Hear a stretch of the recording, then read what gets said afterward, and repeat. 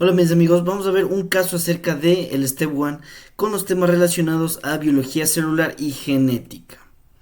Entonces, el caso clínico es de un paciente de 25 años de edad que acude a la consulta con presencia de dolor en la rodilla izquierda. Se le realiza una radiografía y se observa una lesión lítica en la rodilla izquierda. Cuando se le practica una biopsia, se observa un diagnóstico de un osteosarcoma.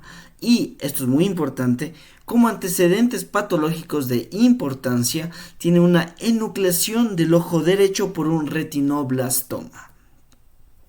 Entonces, en este caso nos preguntan, ¿cuáles de los siguientes mecanismos son los que provocaron la condición del paciente? Primero, un imprinting. Segundo, la poliploidía. Tercero, una pérdida de la heterocigosidad. O cuarto, un defecto en la reparación del ADN. Entonces, analizando el caso, tenemos un paciente de 25 años de edad que se le hace un diagnóstico final de osteosarcoma debido al dolor que tenía en la rodilla. Y esto lo mencioné ya antes, es muy importante, el antecedente de la enucleación del ojo derecho por la presencia de un retinoblastoma. Entonces, si bien el paciente ya ha tenido un antecedente de cáncer, que es el retinoblastoma, ahora tiene otro cáncer, que es un osteosarcoma. Esto nos hace pensar en que quizás el paciente tiene un cáncer que sea hereditario. Como podemos ver, incluso la edad del paciente es joven, entonces el hecho de que el paciente ya haya tenido dos tipos de cáncer distintos como un retinoblastoma y un osteosarcoma nos hace pensar que es posible que este paciente tenga la mutación en alguno de sus genes que esté produciendo un mayor riesgo de tener cáncer. Entonces, aquí nos hace esta pregunta, ¿cuáles de los siguientes mecanismos son los que provocaron la condición del paciente? La primera, el imprinting, la segunda, poliploidía, tercera, una pérdida de la heterocigosidad y cuarto, un defecto en la reparación del ADN. Entonces, tomando en cuenta la descripción del caso del paciente, el diagnóstico más probable o la mutación más probable que este paciente pueda tener es del gen RB, es decir, del gen del retinoblastoma. Entonces, al ser esta la mutación más probable, sabemos que la respuesta a esta pregunta es la tercera, la pérdida de la heterocigosidad. Pero, ¿por qué? Eso lo veremos ahorita. Entonces, el gen RB es un gen que va a codificar para una proteína que va a estar controlando el ciclo celular. Específicamente, el gen RB va a estar deteniendo el ciclo celular entre G1 y S, es decir, impide que la célula pase de la fase G1 a la fase de síntesis donde va a replicar el ADN.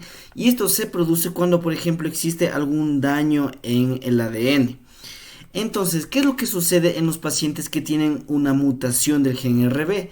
En este, por ejemplo, es cuando una persona tiene un gen RB normal, genera una proteína RB y pues va a estar controlando de forma normal el ciclo celular. Es decir, que cuando existe un daño en el ADN, un daño en la célula, el gen RB va a impedir que continúe el ciclo celular, va a impedir que la célula se siga replicando y no va a permitir que si es que la célula tenga un daño, permita la replicación de esta.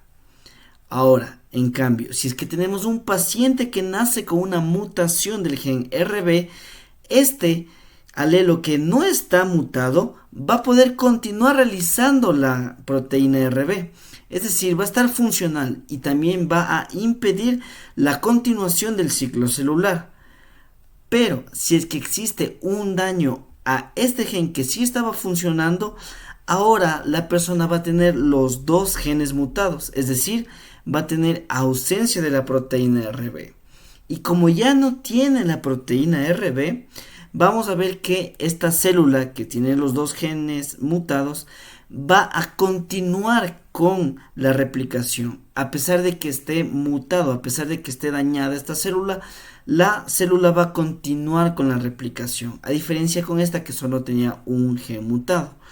Esto se conoce como la teoría del doble golpe de Knudsen, es decir, es necesario que ambos genes estén mutados para que se genere el cáncer en este tipo de pacientes.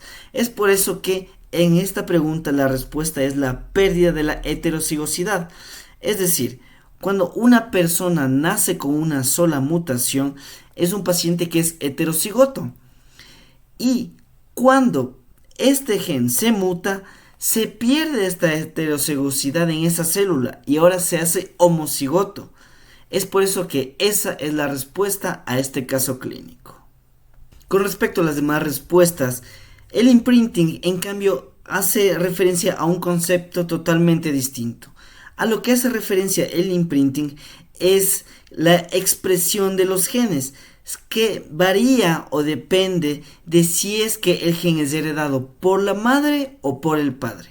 En este ejemplo vemos que aquí la madre se le está realizando el imprinting, es decir, se está inhibiendo la expresión del gen de la madre, mientras que el gen del padre no se está realizando el imprinting, es decir, se permite que este gen se exprese. Como resultado a este gen, en este ejemplo, vemos que el gen de la madre no se expresa y el gen del padre sí lo hace. Por otro lado, si es que se le hace imprinting al padre y no a la madre, en cambio el gen del padre es aquel el cual no va a estar expresándose, mientras que el gen de la madre sí lo va a estar realizando. A eso hace referencia el concepto de imprinting. Y esto es más importante en ciertas enfermedades, como por ejemplo el síndrome de Angelman y también el síndrome de Prader-Willi, que no tiene que ver nada con el cáncer de este paciente. Por otro lado, la otra respuesta, que era la poliploidía, hace referencia a un exceso de cromosomas. En este caso podemos tener un número de 69 cromosomas, cuando lo normal es que una persona tenga 46 cromosomas. Esto puede generarse cuando un óvulo con 23 cromosomas es fecundado por dos espermatozoides con cada uno con 23 cromosomas o con un espermatozoide con 46 cromosomas. Y esto es típico observarlo en la mola hidatidiforme, en donde podemos ver que en la mola parcial específicamente vemos que si es que se le realiza un cariotipo, se observa unas células con 69 cromosomas. Pero nada tiene que ver con el caso de este paciente, que no es pues el diagnóstico de una mola hidatidiforme. Y la última opción era el defecto en la reparación del ADN.